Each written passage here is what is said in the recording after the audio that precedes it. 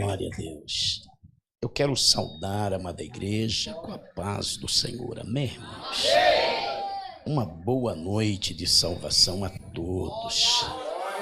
Abra por gentileza a vossa Bíblia, Evangelho segundo escreveu João, capítulo de número 20, por favor. Oh, glória.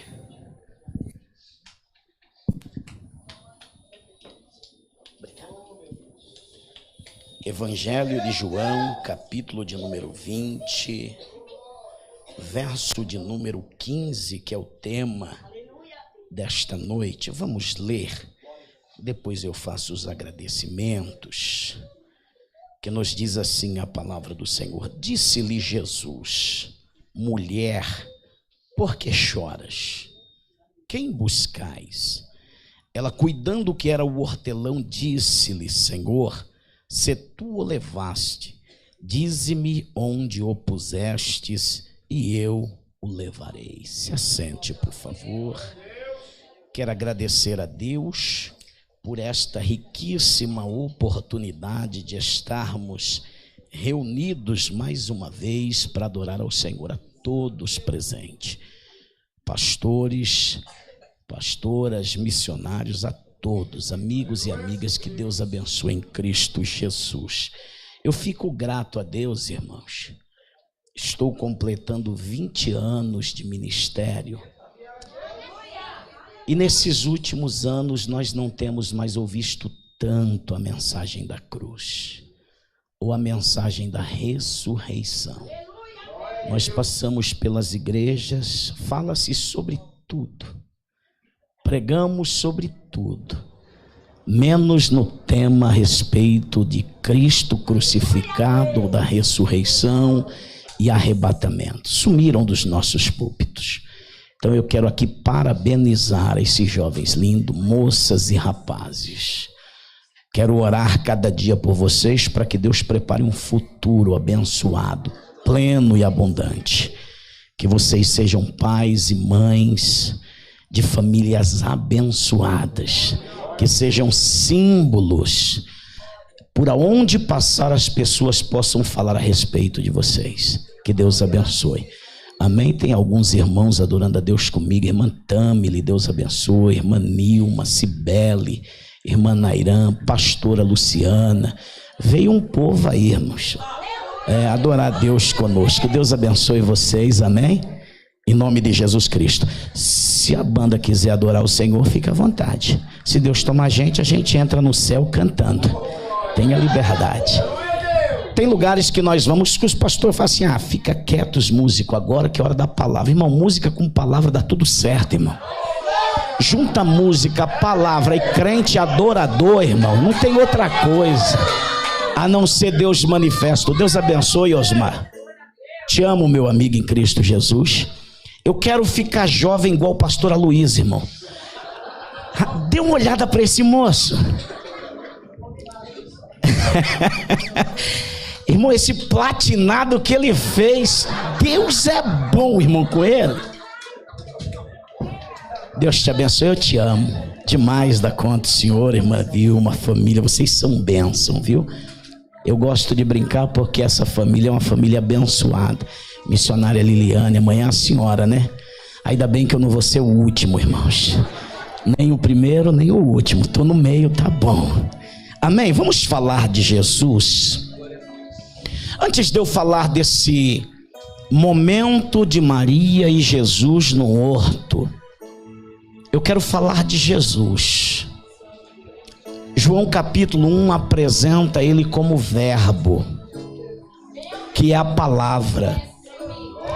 Você não consegue falar ou formar uma frase sem Jesus estar na sua boca. Não, você não entendeu. Não é só o crente que fala de Jesus, o macumbeiro fala de Jesus. Porque toda vez que o macumbeiro fala um verbo, ele tem que falar de Jesus. Ele é o verbo. O ateu que não crê, ele diz que não crê, mas ele fala de Jesus em todo o tempo. Porque toda vez que ele usa a palavra ou o verbo, ele está falando de Jesus. Ou seja, a Bíblia diz que tudo que tem fôlego, tudo que respira, até na sua respiração é adoração a Deus. Ou seja, o ateu respira, ele fala de Deus. Existem duas coisas que refletem e trazem à existência Cristo sem precisar falar o nome: o ser humano respirando e o ser humano falando. Porque ele é o fôlego e ele é o verbo. Cristo está presente em todo o tempo, sobre todas as coisas. Quando nós lemos a Bíblia no livro do Gênesis, nós vamos ver o homem se escondendo de Deus por causa do pecado, e o pecado sempre vai fazer a humanidade se esconder. O pecado, ele gera uma consequência na humanidade, que faz com que a humanidade se esconda de Deus, não porque quer, mas por causa da vergonha do pecado, o peso do pecado. Quando Deus desce no jardim na viração do dia, após a queda do homem, que Deus procura a humanidade, porque Adão não era nome próprio. Adão vem de Adam e Adam vem de terra. Então Deus estava falando com a humanidade. Quando Deus desceu no jardim e começou a chamar Adão, onde está? Ele estava dizendo: humanidade, cadê vocês? Porque o ser humano perdeu a humanidade na queda. Então Deus, para manifestar o seu poder, ele vai cobrir o homem com uma roupa para cobrir a sua nudez que o pecado revelou. Pecado revela nudez, Cristo cobre a nudez através do seu sangue. Então vem Deus falando ao homem, depois vem Deus falando à mulher, e quando Deus vai finalizar falando com a serpente, Deus diz assim: a semente vai nascer da mulher uma semente. Deus não disse vai nascer um homem, Deus não disse vai nascer uma criança, Deus não disse vai nascer um menino, vai dizer assim: vai nascer uma semente. Não entendi, pastor.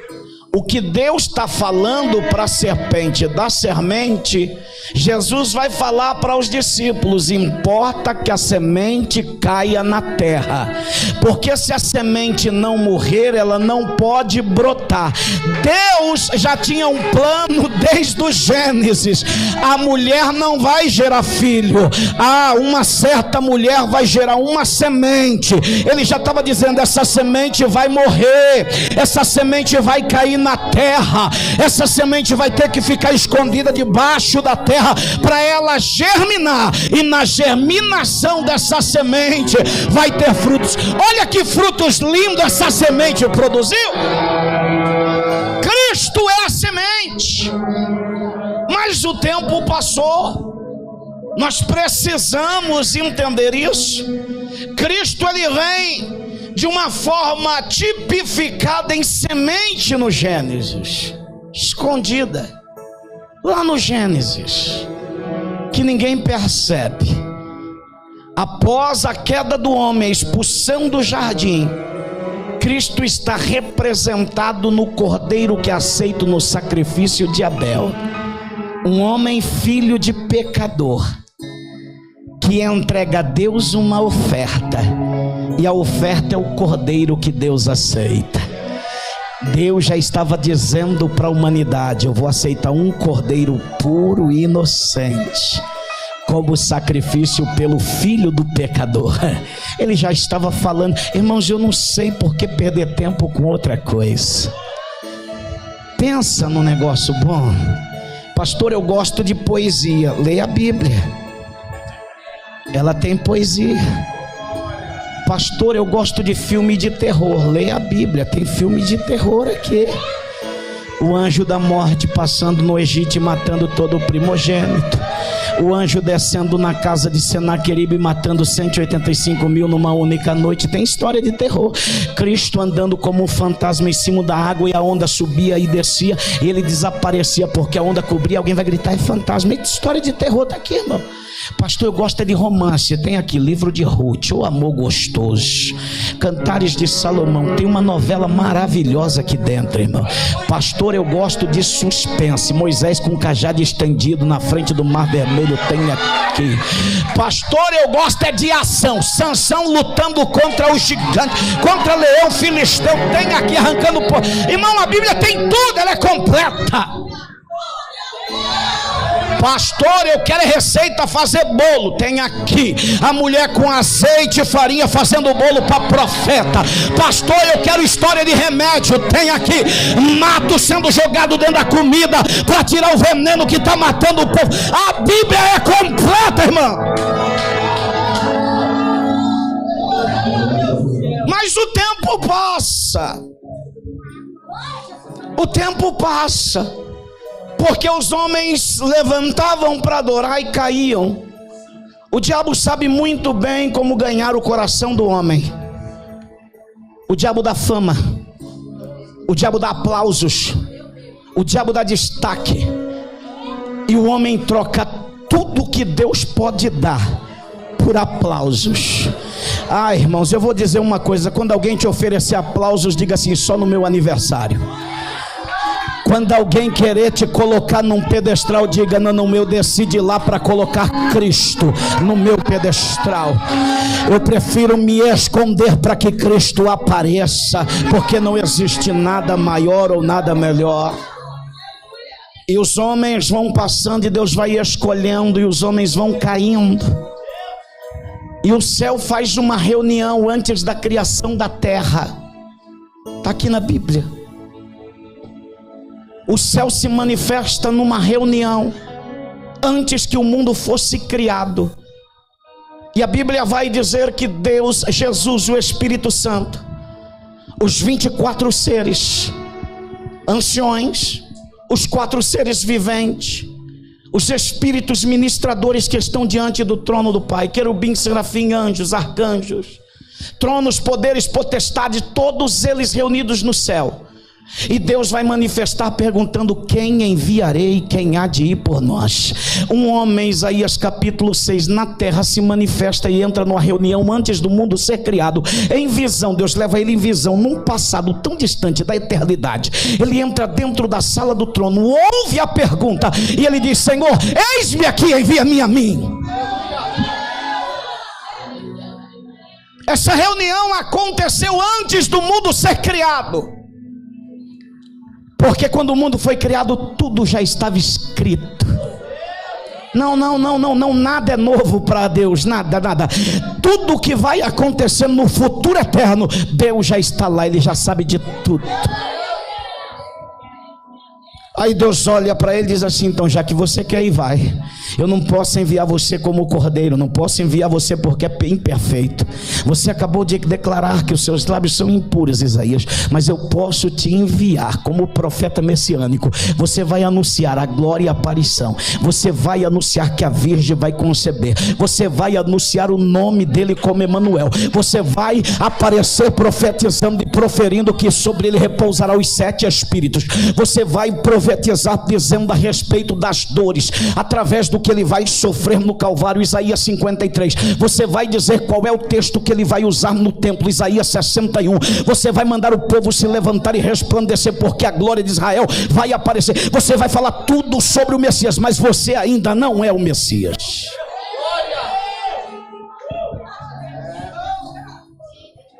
O tempo passa e nós entramos num período interbíblico, período escuro, negro da história, entre Malaquias e Mateus, 430 anos.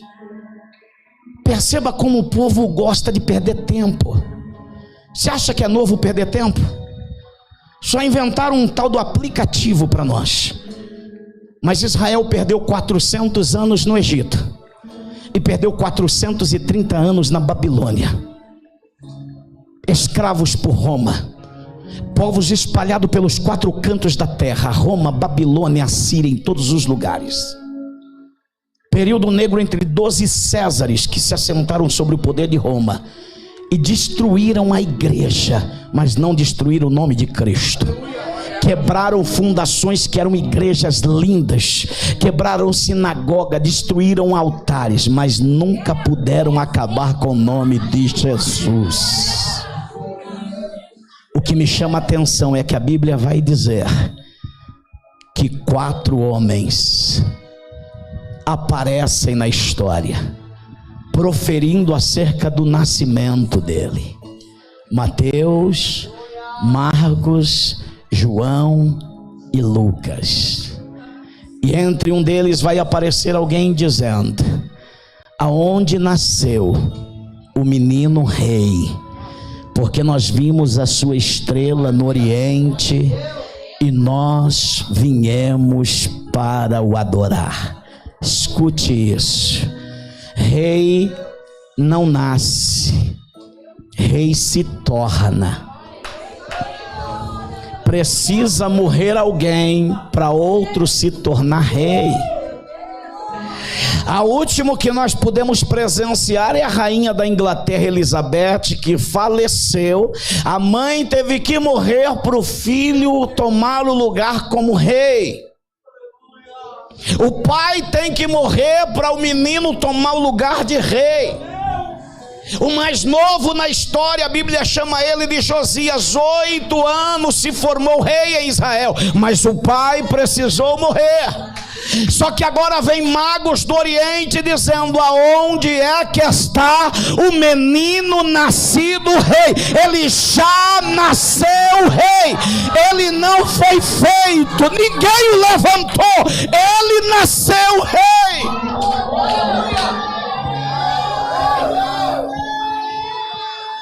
A diferença é que eu e você podemos ser alguma coisa, ele é. Ainda antes que houvesse dia, eu sou. Ele é. Ele é. Ele é. Ele não precisa, irmão, de nada. Ele é o Senhor. Ele é o centro da Bíblia.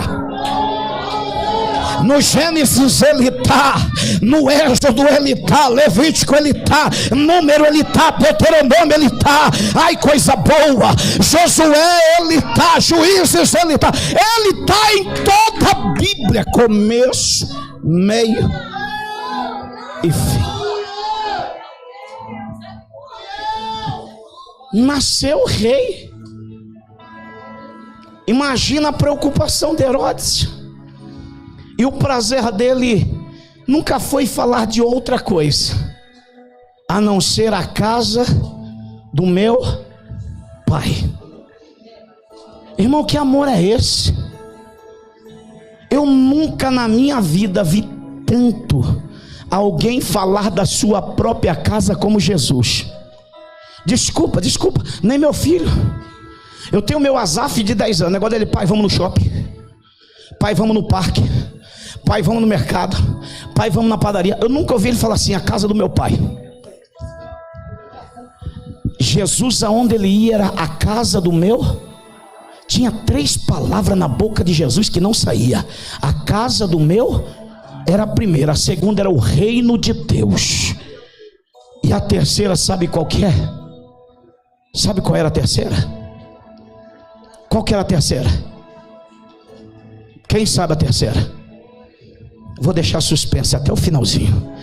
Isso, para dar gosto de ler a Bíblia quando chegar em casa. Me lembra de falar no final, tá bom? Não deixa eu esquecer. Vamos lá, Jesus nasceu. E de repente Jesus desaparece. Entre 1 ano e 12 anos de idade, ninguém fala de Jesus. Com 12 anos aparece Jesus no templo. E é a primeira vez que ele aparece entre os doutores da Bíblia, os doutores da lei. E eu tenho certeza que até o Nicodemos estava lá, irmão,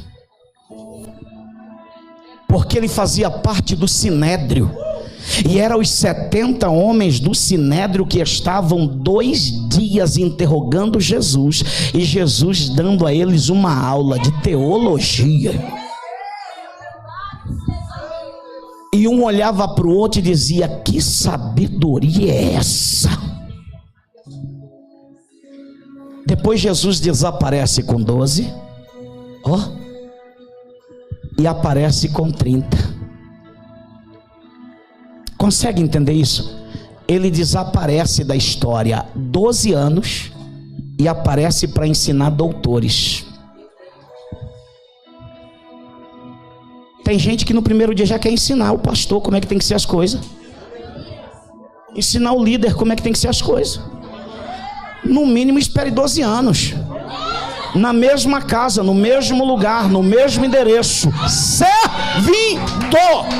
Porque a Bíblia diz que o menino crescia em graça e conhecimento. Ou seja, alguém estava observando o menino crescendo na casa. Não fique trocando de lugar.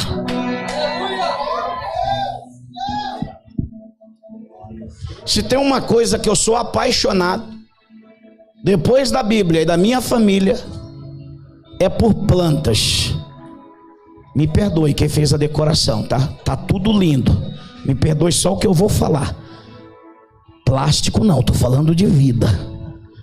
Minha esposa gosta em casa tudo assim, de plástico. Ela fala que dura mais tempo. Só que não senta abelha, não senta borboleta. Aí eu falo: não, eu gosto assim, natural. Ou você cuida, ou ela morre como uma vida qualquer. Requer cuidados.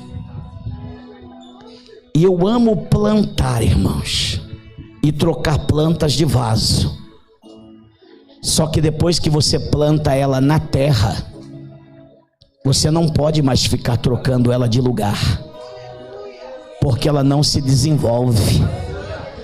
Enquanto está em vaso, você pode trocar quantas vezes você quiser, porque as raízes ainda não estão aprofundadas, recebendo nutrientes. Por isso que Paulo diz: quando eu era menino fazia coisas de menino, mas quando eu passei a ser homem, comecei a fazer coisa de homem. Maturidade, raízes profundas. Depois de 12 anos, Cristo aparece com 30. Na onde ele estava residindo? No mesmo lugar. Diga assim: no mesmo lugar, servindo o mesmo Deus, na mesma aldeia, na mesma lei, na mesma palavra e na mesma obediência. Desculpe, eu sei que é um congresso de jovens, mas eu preciso falar isso, porque eu não quero que vocês hoje estejam aqui, amanhã eu vou pregar em outra igreja e você já esteja congregando em outra igreja. Eu quero que você esteja congregando aqui. Amém? Eu quero ficar bonito assim que nem o pastor Aloísio. O senhor é minha referência hoje. Eu quero ficar bonito assim que nem o pastor Aloísio, vindo aqui com 50, 60 anos de idade, nem que for para ficar dando glória a Deus, e ver você aqui servindo a Deus nessa casa. Nessa não, porque Deus vai dar um templo próprio para vocês, tá bom? Mas no templo dessa igreja, desse ministério. Pois bem, vamos lá. Cristo aparece com 30 anos para ser batizado por João. Quando João olha para Jesus, João quer batizar ou quer ser batizado por Jesus. Jesus diz: não é você, cumpre a palavra, cumpre o propósito de Deus, honra, faz o que tem para fazer. E Jesus, cheio do Espírito Santo, vai para o deserto, guiado pelo Espírito Santo. Quando ele sai do batismo e recebe o poder do Espírito Santo sobre ele, descendo em forma corpórea como pomba, ele vai para o deserto. A gente cheio do Espírito Santo quer ir para os estados. Não tem alguma coisa errada? Desculpe, era melhor vocês terem chamado um jovem para pregar assim, porque...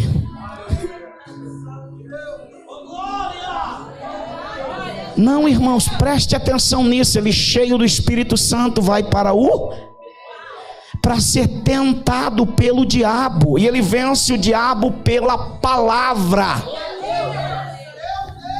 pela palavra. O primeiro ouvinte das pregações de Jesus não foi um homem.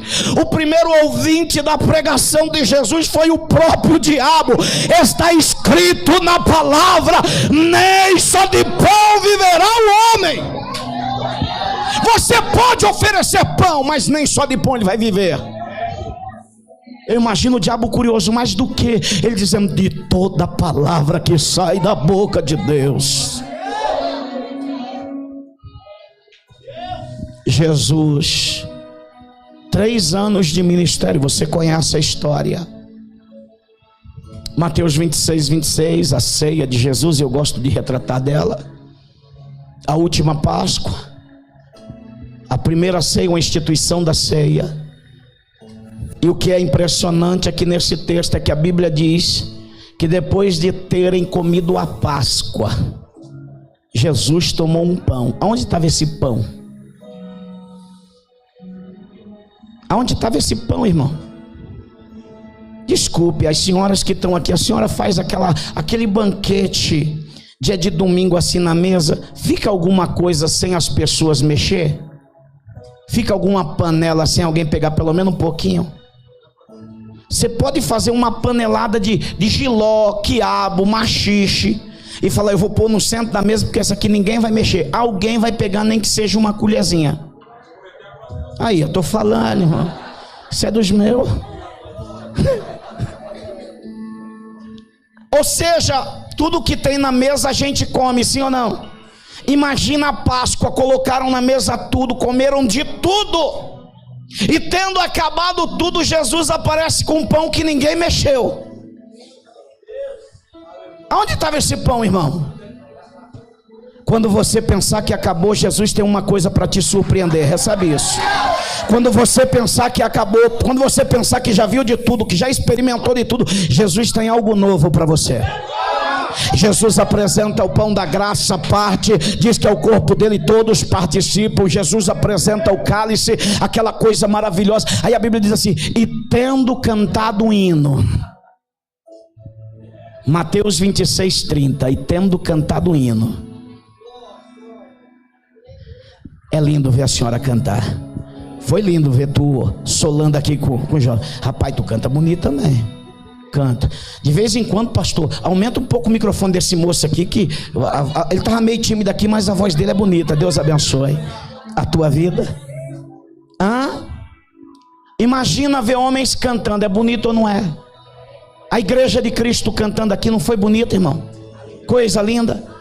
Imagina isso num final de Páscoa, início de Santa Ceia, com Cristo presente. Agora é o mais gostoso. Imagina Cristo cantando o hino com eles. Não, se puder colocar aqui para mim Mateus 26, 30, por gentileza. Porque a Bíblia diz assim, ó: e tendo cantado um hino. Jesus cantou um hino. Olha lá. E tendo cantado um hino. Jesus cantou um hino. Que hino Jesus cantou? Se nós falamos que todos os hinos são cantados para ele, que hino que ele cantaria para ele mesmo? Eu te louvo, eu te louvo. Ele não poderia dizer eu me louvo. Que hino Jesus cantou? Eu te louvarei, Senhor, com todo o meu... Jesus não podia cantar esse hino. Você está entendendo que momento especial foi esse? Jesus cantando o hino com eles. Jesus sendo o centro do universo, o centro de tudo que existe, que já foi criado. E ele cantando um hino com simples pecadores. Pedro, o discípulo que vai negá-lo por 3 vezes, está cantando com ele. Tomé, que vai dizer eu não acredito que ele ressuscitou, cantando. Judas cantando junto com ele o hino. O traidor cantando o hino com ele. Que hino é esse? Aí ele vai para o Monte das Oliveiras, ou Jardim do Getsemane, fazer o último momento de oração. E é lá que ele vai ser preso, vai passar aquela noite de quinta-feira, da quinta para sexta, apanhando, sofrendo escárnio. E quando Pedro vê desfigurado, com medo de ser o próximo, diz: eu não conheço. Mas você se veste igual eu, não viste igual ele. Mas você fala igual eu não falo igual ele. Oh, irmão, uma das coisas que o diabo mais sabe confrontar a igreja é o medo. Ele usa o medo para parar a fé da igreja. Não tema. Não tema. A igreja primitiva, ela foi ensinada: sofra, mas não tema. Sofra, mas não recue. Sofra, mas enfrente. Sofra, mas levante a cabeça. Sofra, mas diga: vai valer a pena. Sofra, mas acredita.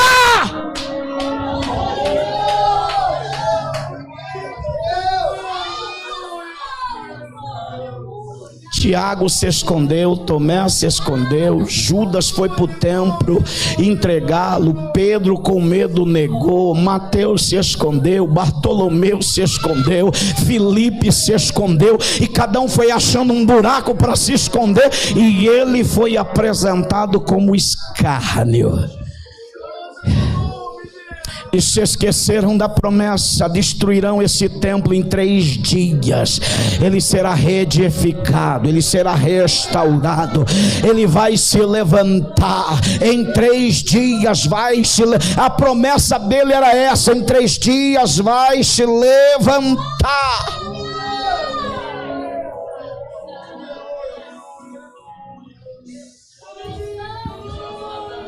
Pegaram Jesus, levaram para Pilatos. Não achou condenação, mandaram para Herodes. Herodes não achou condenação, mandou de volta para Pilatos. Se tem alguém aqui fazendo direito, ou vai fazer direito, pode ter certeza que o final do seu TCC, você pode escrever uma tese sobre a última sentença que saiu a respeito de Cristo, e você vai passar com nota máxima em qualquer faculdade. Por quê, pastor? Porque é o único homem que foi condenado e foi apresentado 2 vezes como inocente. O imperador disse: ele é inocente, mesmo assim mandaram crucificar. O governador disse: ele é inocente, mandaram crucificar. O senador, aleluia, José de Arimateia, disse: ele é inocente, mandaram crucificar. Nicodemos, como alguém que era da lei, disse: ele é inocente, mandaram crucificar. As mulheres disseram: ele é inocente, mandaram crucificar. Quem recebeu o milagre disse: ele é inocente, mandaram crucificar. Ou seja, estava todo mundo dizendo: é inocente, é inocente, é inocente, é inocente. Mesmo assim disseram: mata ele.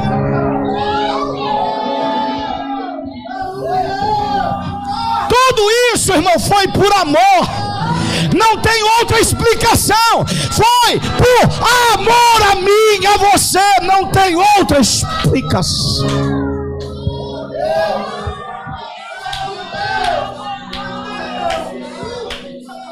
Ele nos amou. Ele nos amou. Ele nos amou quando estávamos perdidos nos nossos pecados, cheios de defeitos. Ainda hoje eu vejo cada um deles. Toda vez que eu vou fazer a minha barba, que eu olho no espelho, que eu olho para mim mesmo, eu vejo as minhas falhas, os meus pecados. Vou te contar um segredo para você aprender a orar. Ore de frente de um espelho com os olhos abertos, que aí você não vai lembrar do pecado do outro, você vai ver você.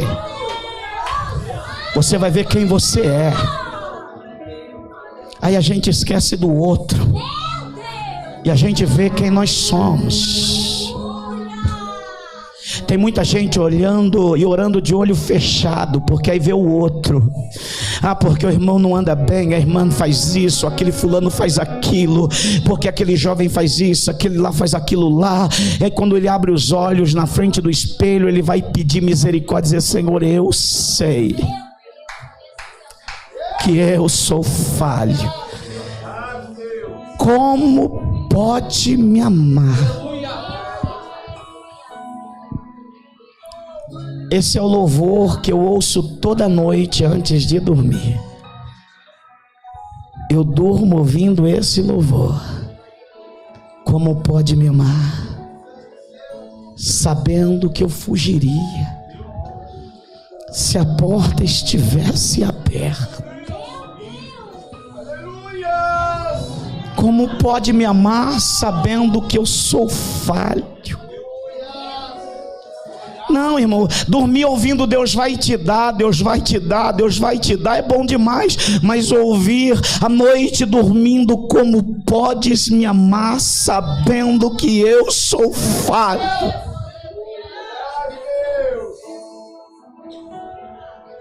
Osmar, já acordei de madrugada ouvindo esse louvor. E minha esposa, que é professora, está sentada na beira da cama corrigindo lições, a lágrima pingando, e o louvor cantando: me leva para casa.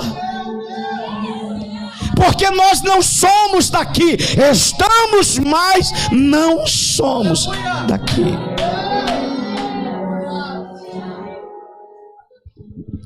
Cristo é crucificado.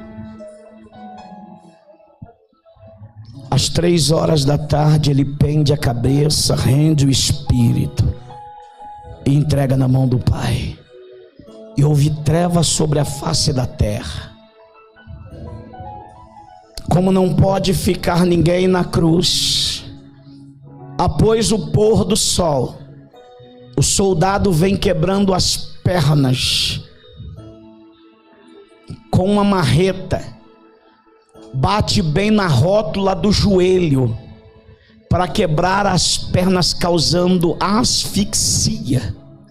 Porque quando bate no joelho e desloca o osso, todo o peso do corpo pende na cruz, e o peso que cai sobre os pulmões não deixa o ar entrar.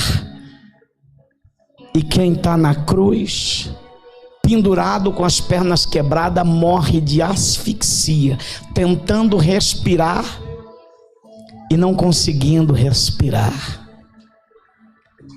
O soldado quebra a perna do primeiro. Quando olha para Jesus, ele está com a cabeça de lado e não respira. Pula Jesus e vai no que está do lado e quebra a perna do que está do lado. E ele olha para Jesus esperando um movimento no corpo para quebrar a perna. Mas havia uma palavra sobre ele. Existe uma palavra sobre você: ninguém vai quebrar tuas pernas. Nenhum dos seus ossos iriam se quebrar, era promessa. Então alguém pega uma lança e fura Jesus ao lado, e quando fura, sai sangue e água. Pela medicina, é quando o corpo não tem mais sangue dentro, só tem água. E o soldado tem que declarar: verdadeiramente este era o Filho de Deus.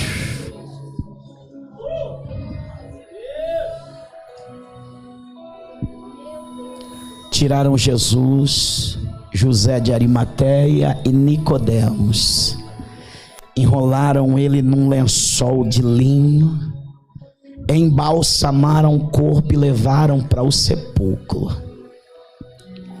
José de Arimateia era um senador rico, que comprou um pedaço de terra que tinha uma rocha e mandou cavar, entalhar na pedra uma caverna que coubesse alguém deitado dentro. Quantos dias um trabalhador ficou com uma talhadeira e uma marreta quebrando a pedra bruta para cavar nela uma caverna que coubesse alguém? E José de Arimateia todo final de dia pagava o trabalhador. Jesus cumprindo seu ministério e José de Arimateia cavando numa pedra e pagando para alguém cavar. Quando alguém terminou, ele contratou um jardineiro e mandou plantar um jardim em volta dessa gruta. Eu imagino o jardineiro escolhendo a muda das plantas que iriam plantar naquele lugar. E todo dia era natural alguém passar por ali e ver todo dia um jardineiro trabalhando, plantando um jardim naquele lugar. Ora, Maria Madalena, Maria mãe de Jesus, Salomé, Pedro, Tiago, João, certamente passou por ali várias vezes e viram um jardineiro trabalhando lá, plantando um jardim, enquanto alguém cavava rocha para fazer uma caverna. Quando terminaram, tiveram que entalhar uma pedra para pôr na porta. Segundo a história, era necessário 12 homens para tirar e colocar a pedra na frente da porta. Por isso que a Bíblia vai dizer que Jesus tinha 12 discípulos. Sabe por que um teve que sair da conta? Porque se Jesus termina com 12, a dizer assim, vieram os 12 discípulos e rolaram a pedra. Mas na morte de Jesus, Jesus não tinha mais 12, Jesus só tinha 11. Um, que era Judas, tinha se matado. Para completar, Roma mandou um aviso dizendo, pode ser que os fiéis venham roubar o corpo. Então vai lá e sele a tampa da caverna. Trazia cera quente, derretia, jogava entre a pedra que rolava e a boca da caverna, e com o anel do imperador colocava o anel, tirava o anel. Quando a cera esfriava, ficava o símbolo de Roma. Se alguém mexesse na pedra e rompesse o selo, alguém ia morrer por causa daquilo. Pegaram soldados e colocaram soldados ali naquele lugar para que ninguém se aproximasse. Tudo isso numa sexta-feira à tarde. Sexta-feira à noite os guardas estavam lá. O céu estava negro sem luz. Os pássaros depois das 3 não cantaram. As crianças não cantavam. Não ouvia alegria. Foi luto em toda Jerusalém. Sábado para nós é considerado sábado de aleluia, mas no sábado ninguém deu aleluia, porque estava morto o Criador dos céus e da terra. Final do sábado à tarde, os discípulos vão dizer que Maria ou as Marias compraram um unguento de grande valor e prepararam a especiaria durante a noite, porque no domingo pela manhã iam ungir o corpo de Jesus. Não, você não entendeu. Tem uma pedra na porta que precisa de 12 homens para rolar. Ela não sabe quem vai abrir, mas ela diz, vamos comprar o essencial para fazer o perfume. Irmãos, desculpe o que eu vou dizer aqui. É por isso que eu não aceito que despreze ministério de mulheres. Posso falar? Posso? Tu me leva depois até o carro, profeta? Tu também me leva até o carro depois? Obrigado. Tem 2 ali que é bem grande, irmão. Só uma brincadeira. Escute. Enquanto todos os homens estavam escondidos, as mulheres estavam trabalhando, dizendo, nós vamos. O corpo de Jesus é importante para nós. O túmulo de Jesus é importante para nós. Nós sabemos quem é Jesus. Ele pode estar morto, ele pode estar enterrado, mas nós vamos até lá amanhã pela manhã. Os homens escondidos, mas as mulheres trabalhando. Os homens escondidos, mas as mulheres trabalhando.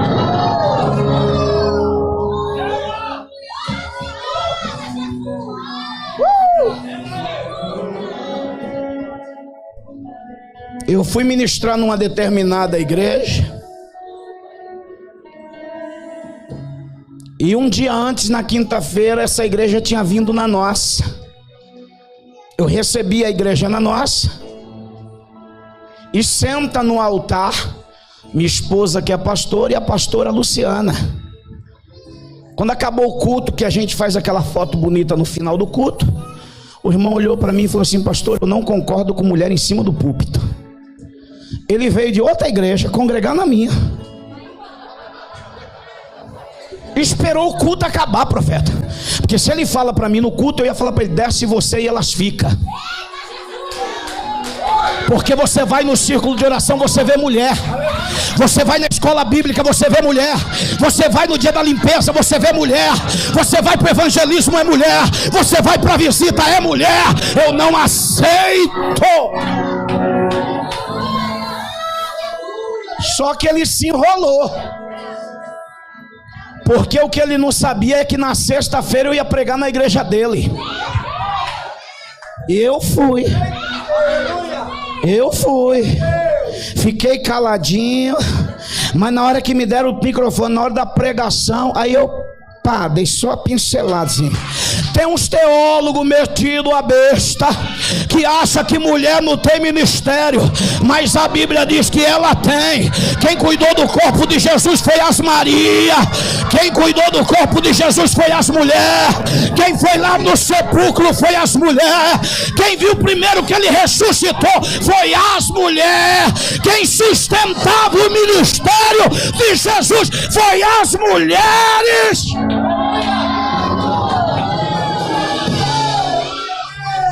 Ele arregalou 2 olhos para mim, olhei bem nos olhos dele, foi as mulheres. Engole que é de graça. E se for amargo para o estômago é melhor ainda. Eu não aceito, irmão. Não, eu não aceito. É impossível aceitar. Escute. Porque isso é só na minha casa que acontece. É só na minha casa que acontece isso. Na casa de mais ninguém, só na minha. Quando eu quebro um pedaço da unha, eu já estou falando que eu estou morrendo.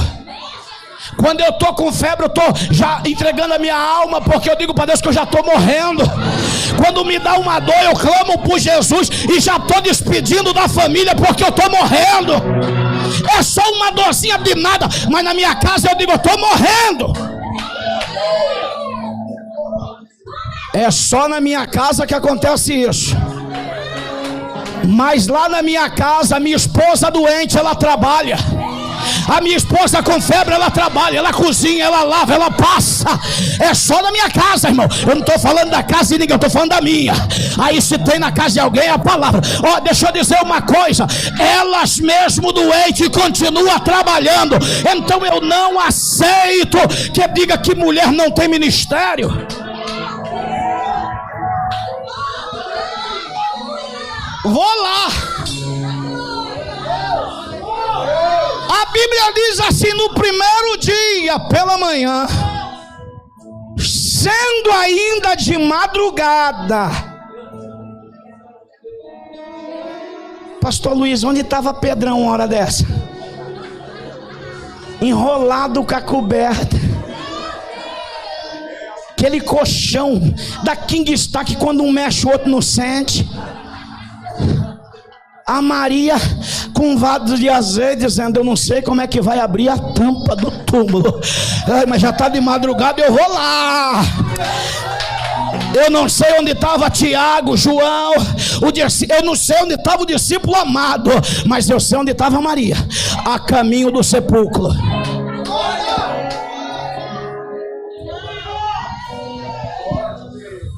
Quando ela chega no sepulcro, ela não sabe quem vai abrir, mas mesmo ela não sabendo como vai abrir, ela vai. Quem vai ajudar? Não sei, mas eu. Quem vai fazer? Eu não sei, mas eu. Irmão, pensa numa responsabilidade. Como vai acontecer? Eu não sei, mas eu não vou ficar em casa. Eu vou. Mas como é que você vai? Não sei, mas eu vou. Mas quem vai abrir para você? Não sei, mas eu vou. Mas e como é que você vai chegar lá? Não sei, mas eu vou. E quando ela chega, a porta já está aberta. Não, você não entendeu.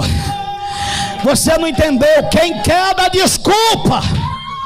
Tem gente dando desculpa. Quem quer dá desculpa. Mas quem quer também dá jeito. Escolhe ou dá desculpa, ou você dá jeito de ir. Ou você faz ou dá desculpa porque não fez.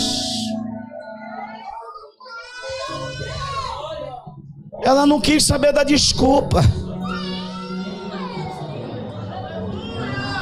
Dá uma cutucada em quem está do teu lado assim. Diga para ele assim: para de dar desculpa. Dá um jeito. Diga, dá um jeito. Diga, dá um jeito. Diga assim: o corpo de Cristo precisa de você. Diga: o corpo de Cristo precisa de você. O corpo de Cristo precisa de você. Diga aí para alguém que está do teu lado: o corpo de Cristo precisa. Toca em mim. O corpo de Cristo precisa de nós. Ah, pastor Nelson, sabe o que é? Não vai dar para mim ir, pastor Nelson. Pastor Mauro, não vai dar. Para de desculpa. Para de desculpa, dá um jeito. Ô pastor Gilberto, não vai dar para mim ir, pastor Gilberto. Sabe o que é? Estou meio cansado, dá um jeito. Desculpa. Pastora Maria, irmã Maria, não vai dar, sabe? Não está na hora da gente parar de desculpa? Não está, pastor Luiz? Hein, pastora, viu? Está na hora da gente parar, né, irmã Liliana? Não está? Está na hora de tanta desculpa, irmão. A gente fica escolhendo qual desculpa dar. Até o WhatsApp está facilitando para você. Quando você vai mandar uma mensagem para alguém, já tem até mensagem pronta: estou dormindo, estou em reunião. Desculpa, irmão. Desculpa, irmão. Dá um jeito, para de desculpa. Mas o corpo de Cristo está morto, mas ele precisa de você. Cristo estava morto durante a noite, mas ela estava preparando um unguento, dizendo: o corpo precisa de mim. O céu dizendo assim: ela vai se surpreender, porque quando ela chega lá, ela está pensando que ele está morto.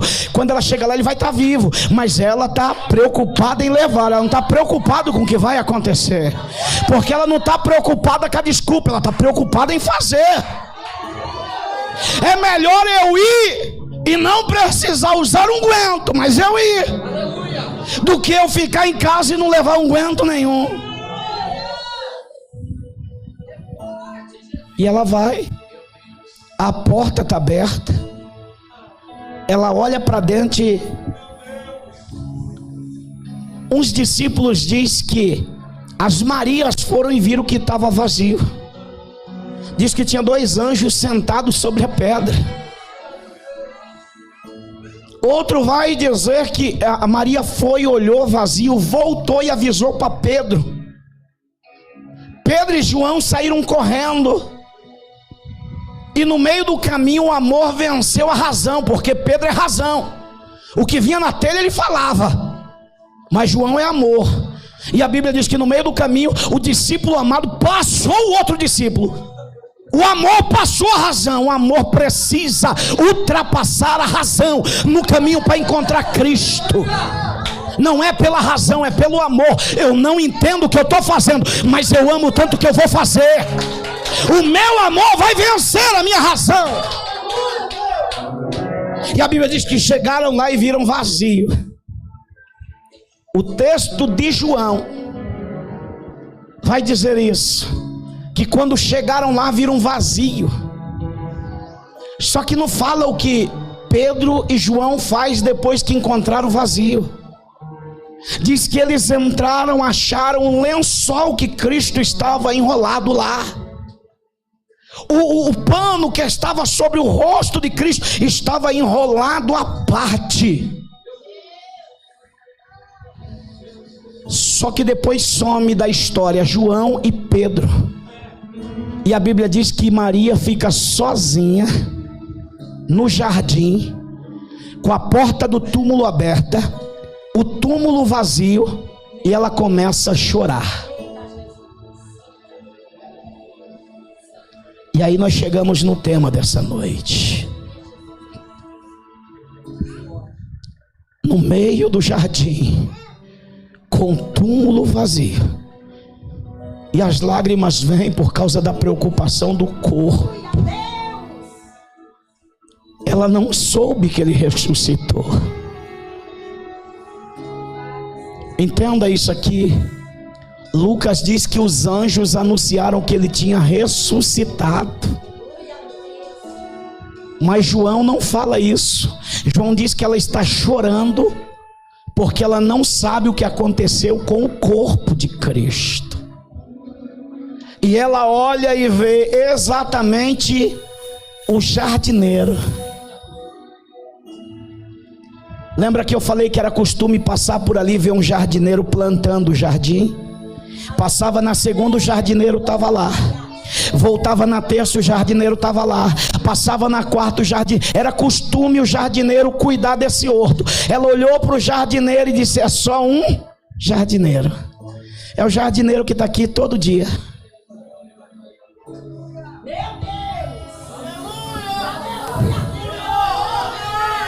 Não, você não entendeu ainda. Ele se disfarça até de jardineiro.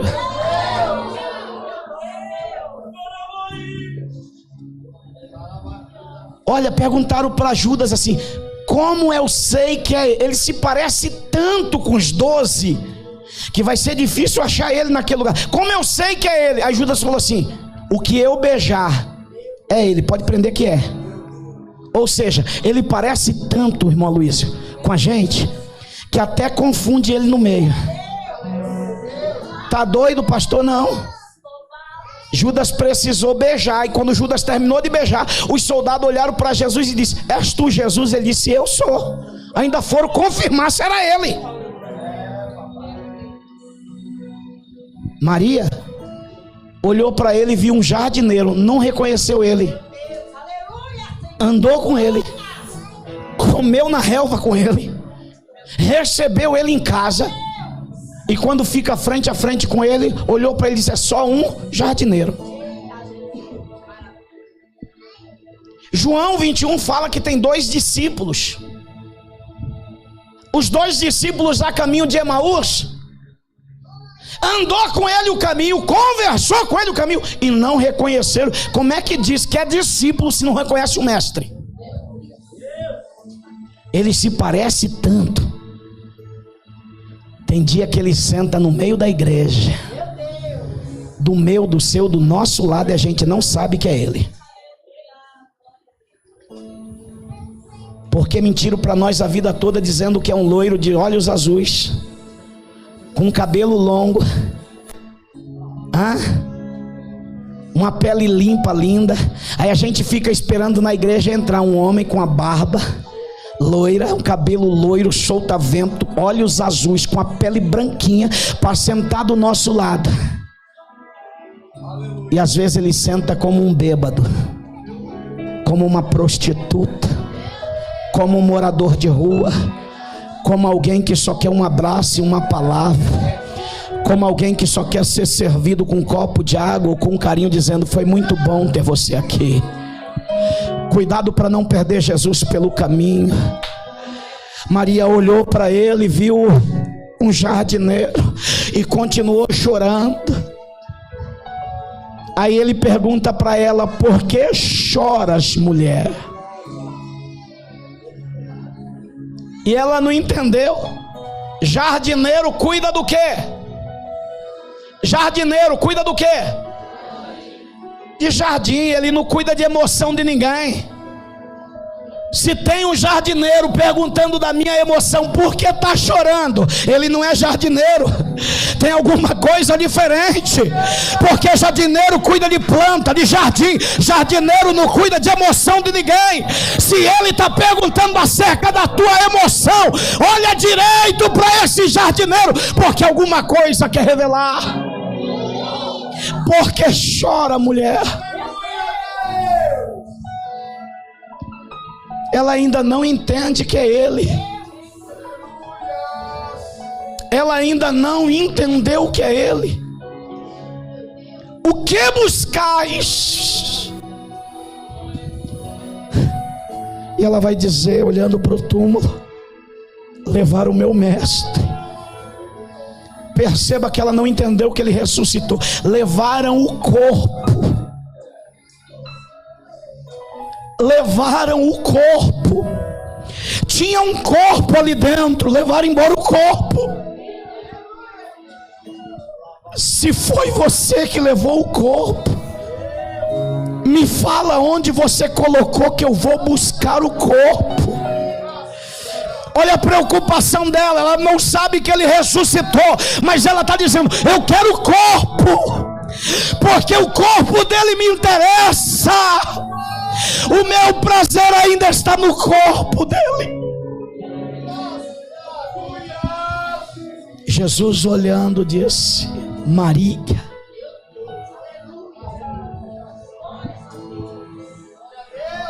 Você só reconhece Deus quando Ele chama o teu nome?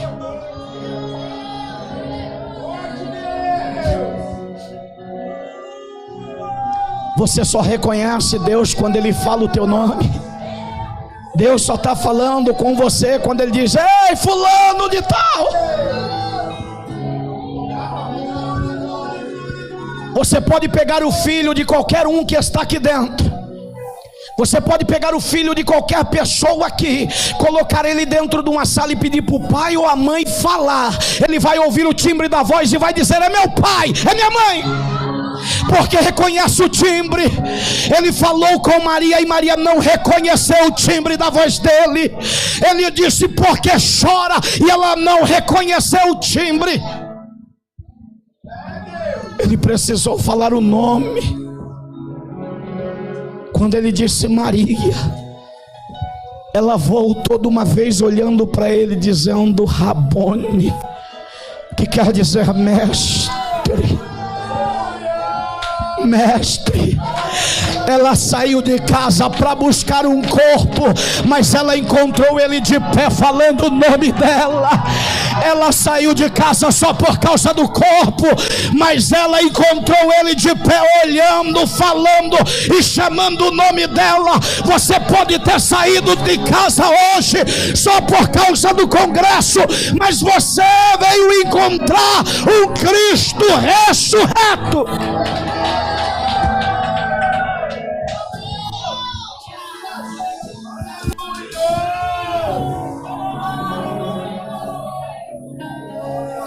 Sabe o que é impressionante? É a vontade que ela tem de abraçar ele. É a vontade que ela tem de abraçar ele. Isso está na história. Isso está na história. Isso está na palavra. Era o maior prazer dele, era falar do reino de Deus. O maior prazer dele era falar da casa do Pai. Ele sempre falou: é chegado a vós o reino de Deus. O reino de Deus é semelhante a um homem com uma rede que puxa do mar os peixes e coloca no cesto bom os peixes bons, e o que não presta devolve para o mar.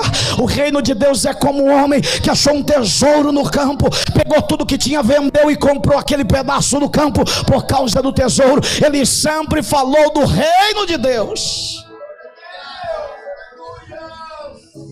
Tudo para ele era o Pai. Tudo. Meu pai trabalha até hoje, por isso que eu trabalho. Pai nosso que estás nos céus, eu sou igual ao meu pai. Eu não podia fazer nada se o meu pai que está no céu não fizesse.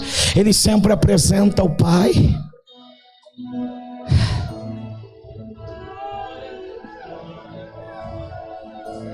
Mas o maior prazer dele é falar da casa. Ele fala do reino, ele fala do pai, e ele fala de casa. As 3 palavras que Jesus mais falou, e nas últimas instruções aos discípulos, foi: na casa do meu pai há lugar para todos vocês. Na última ceia, ele levantou o cálice e disse: eu não beberei de novo até que cumpra na casa do meu pai. Tudo é a casa do pai. Eu saí da igreja com 11 anos, voltei com 27 anos de idade. Perdi todos esses tempos no mundo, mas toda vez que eu encontrava um crente, cheio ou não do Espírito Santo, cheio ou não de razão, tudo que os crentes me apresentavam era o inferno. Se morrer assim, vai para o inferno. Se continuar bebendo desse jeito, vai para o inferno. Se continuar andando onde você está andando, vai para o inferno. Se continuar andando com essas pessoas, você vai para o inferno. Tudo era inferno, inferno, inferno, inferno, inferno. Aí quando eu olho a palavra, Jesus só fala do meu pai, o reino de Deus, a casa do meu pai, a casa do meu pai, a casa do meu pai, os meus céus, o meu reino, o meu pai. Ele não apresenta o inferno, ele apresenta os céus. O pecador já sabe que ele está caminhando para o inferno. O que ele precisa saber é que tem um outro caminho. O caminho é o céu, outro caminho é o reino de Deus, outro caminho é a casa do pai, outro caminho é o pai. Ele fala tanto do pai, que nas 3 últimas orações dele no jardim: meu pai, se possível for, afasta de mim o cálice. A última oração dele na cruz, chamou de novo o pai: meu pai, por que me desamparastes? Antes de expirar, chamou mais uma vez o pai e disse: nas tuas mãos eu entrego o meu espírito. Mas quando ele encontrou Maria, que ela corre para abraçar ele, ele diz: não me toques, porque eu ainda não fui para o meu pai. Meu Deus e o teu Deus, eu preciso ir mostrar para o meu pai. Eu preciso ir falar com meu pai. Mas ide aos meus irmãos na Galileia e dize que eu vou encontrar com eles lá na Galileia. Ah, irmãos, você não entendeu. A primeira pessoa a anunciar correndo: ele ressuscitou, é uma mulher. Lá vem Maria gritando: Pedro, João, Tiago, Tomé, Bartolomeu, ele ressuscitou.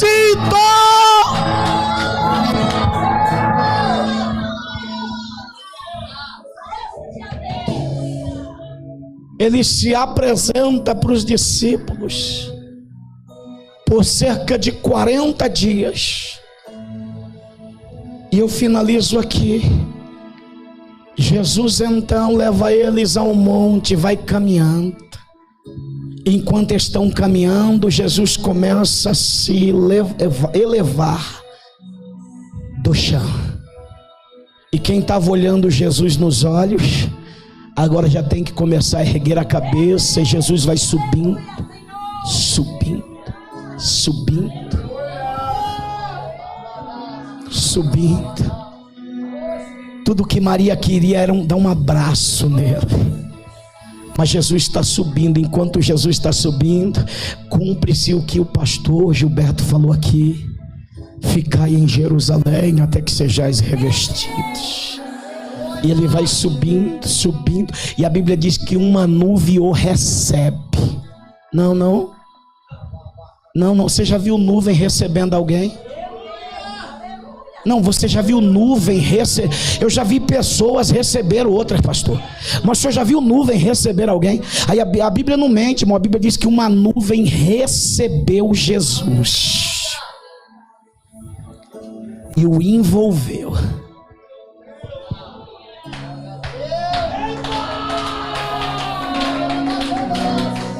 Não, irmãos. Não, se a gente voltar a ser como criança e deitar no quintal e olhar para a nuvem, você vai falar: olha, parece um elefante. Daqui a pouco ela muda de forma e fala: já está parecendo outra coisa. Ali já está parecendo. Ela tem vida própria, mesmo sendo nuvem, tem vida própria. A natureza tem vida, as árvores, a Bíblia diz que batem palma para louvar ao Senhor, as estrelas louvam a Ele. A nuvem abraçou Jesus porque ela tem vida. A natureza dizendo: que bom tê-lo de volta, que bom que o Senhor voltou. Jesus desaparece aos olhos humanos. E a Bíblia vai dizer que 2 homens de branco, a Bíblia não fala que eles descem, a Bíblia diz que eles se põem ao lado dos discípulos. Aqueles 2 homens já estavam na terra, aonde eu não sei. Se põe ao lado e diz: por que olhais para cima? Esse mesmo Jesus, a Bíblia diz que uma nuvem o recebeu. Uma nuvem o recebeu. Aí os anjos dizem assim: esse mesmo Jesus que foi recebido no céu. Eles só viram a nuvem recebendo Jesus, mas os 2 viram Jesus sendo recebido no céu. Esse Jesus que foi recebido no céu, da mesma forma que vocês viram subir, Ele voltará.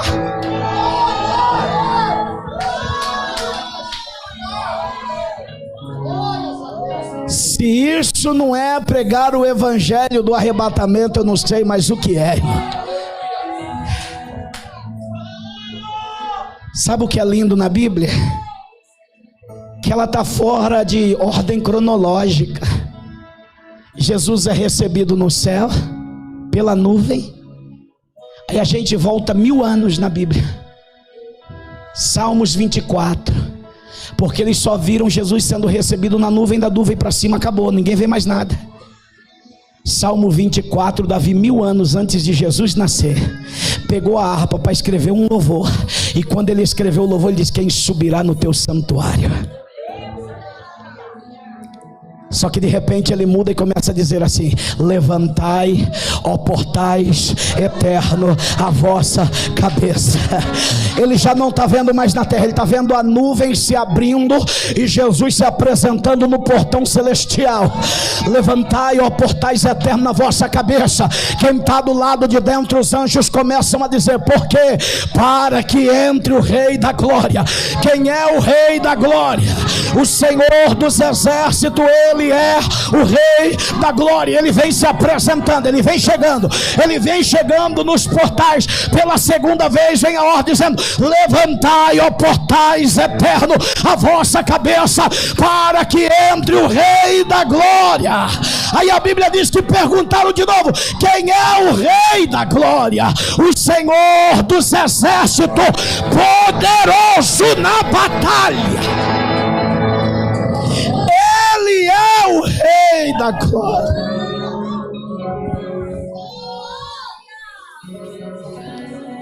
Olha como é que Jesus entra pelo corredor, mostrando as marcas na mão.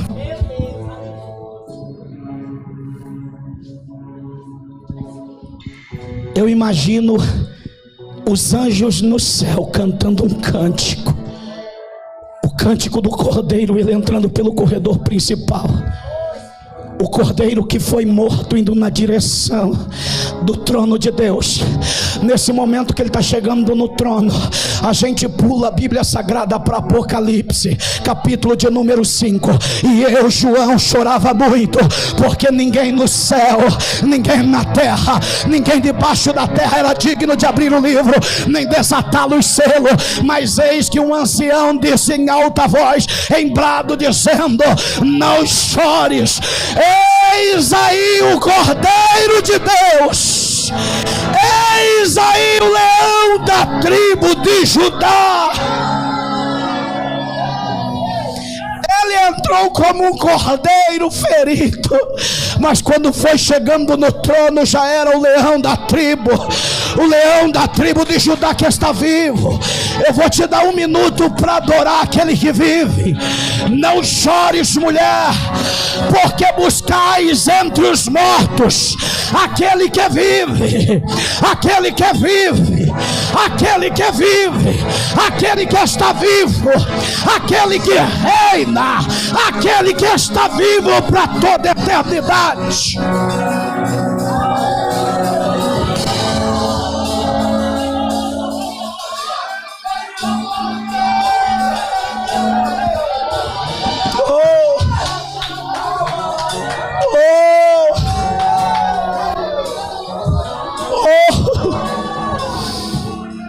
Elaiaquel é fogo e adarracemias.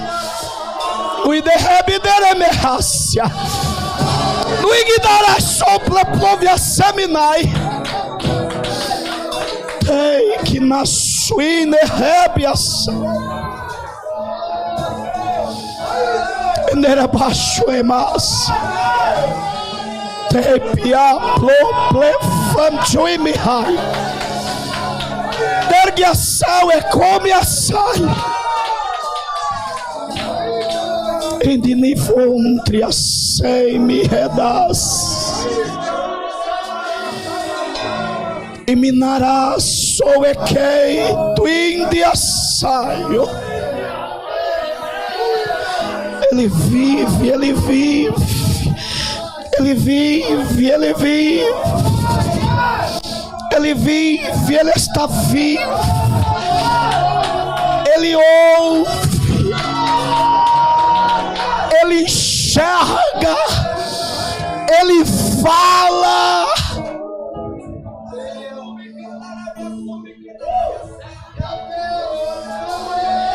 Ele vive.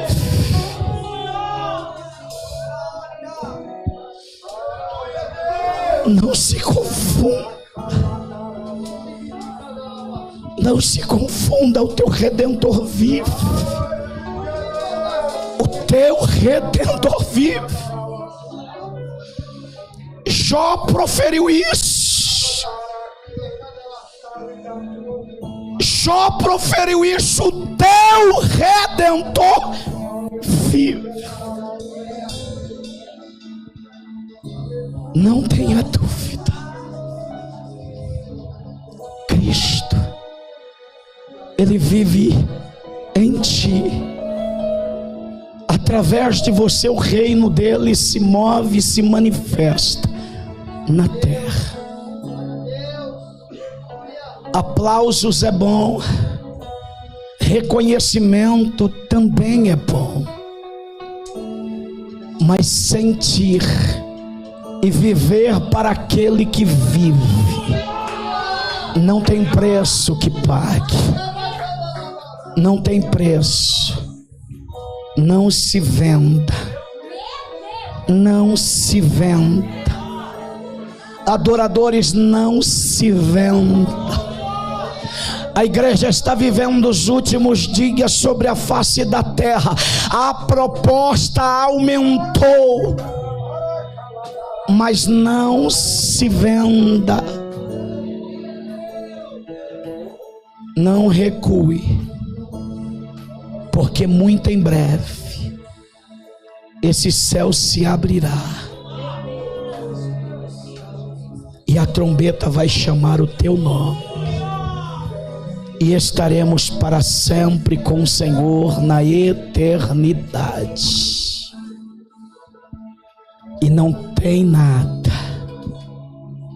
neste mundo que se compare o que a eternidade reservou para você. Sabe o ouro que o homem persegue aqui? Lá é feito para a gente pisar nele.